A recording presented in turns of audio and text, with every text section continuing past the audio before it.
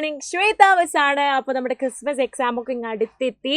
Yes, കുറച്ച് ദിവസം കൂടെ കഴിഞ്ഞാൽ നിങ്ങൾക്ക് നിങ്ങളുടെ മാത്സ് എക്സാം തുടങ്ങാൻ പോവാണ്. അപ്പോൾ അതിനു മുന്നേ നിങ്ങളുടെ പരീക്ഷയ്ക്ക് നിങ്ങൾ പ്രതീക്ഷിച്ചിരിക്കേണ്ട ഒരു ചോദ്യമായിട്ടാണ് കേട്ടോ മിസ് വന്നിട്ടുള്ളത്. അപ്പോൾ എന്താണ് ആ ചോദ്യം എന്ന് നമുക്ക് നോക്കാം. എന്നിട്ട് നമുക്ക് പഠിച്ചിട്ട് പരീക്ഷയ്ക്ക് പോകാം. മക്കളെ, നിങ്ങൾ എല്ലാവരും ഈ ഒരു ചിത്രത്തിൽ കാണുന്നുണ്ട് കുറച്ച് മോട്ടോർ സൈക്കിളുകൾ, കാറുകൾ, ബസ്സുകളൊക്കെ നിർത്തിയിട്ടിട്ടുണ്ട് അല്ലേ. ഇതിന് നമ്മൾ എന്താ ചെയ്യേണ്ടത് അറിയോ?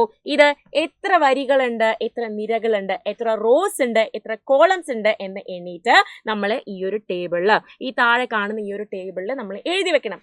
എന്നിട്ട് അവരുടെ ടോട്ടൽ കാണാൻ നമ്മൾ എന്ത് ചെയ്താൽ മതി? അതേ വരികളുടെ എണ്ണവും നിരകളുടെ എണ്ണവും കൂടെ ഗുണിച്ച് കഴിഞ്ഞാൽ, മൾട്ടിപ്ലൈ ചെയ്ത് കഴിഞ്ഞാൽ നമുക്ക് അവരുടെ ടോട്ടൽ ആകെയുള്ളത് എത്രയാണ് എന്ന് കണ്ടുപിടിക്കാൻ പറ്റും അല്ലേ. നമ്മൾ എണ്ണാതെ തന്നെ നമുക്ക് അവരുടെ ആകെയുള്ള എണ്ണം കണ്ടുപിടിക്കാൻ പറ്റും.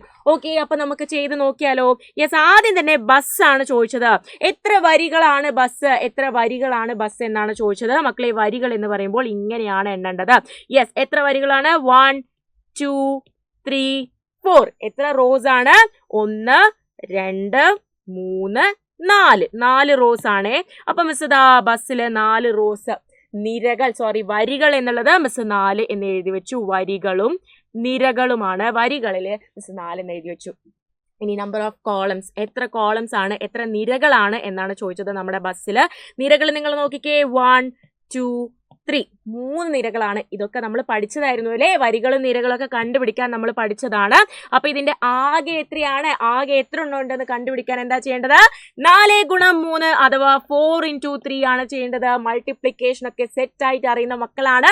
അപ്പൊ ഒന്നും തന്നെ ആലോചിക്കാതെ നിങ്ങൾ എഴുതും 12. 4 × 3 12 ആണ് മിസ്സേ എന്നെ മക്കൾ പറയൂലേ. അപ്പൊ നമ്മൾ ടോട്ടൽ 12 എഴുതി. ഇനി അടുത്തത് മോട്ടോർ സൈക്കിളാണ്. മോട്ടോർ സൈക്കിളുകൾ നിങ്ങൾ നോക്കിക്കേടാ.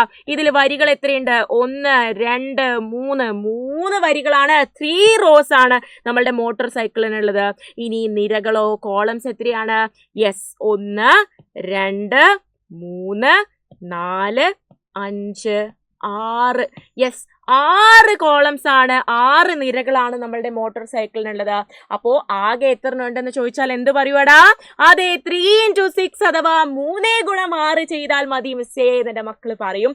3 × 6 എല്ലാവർക്കും അറിയാം, അടിപൊളിയായിട്ട് അറിയാം, പഠിച്ചതാണ്. 3 × 6 എന്ന് പറയുന്നത് 18 ആണ്, 18 ആണ്.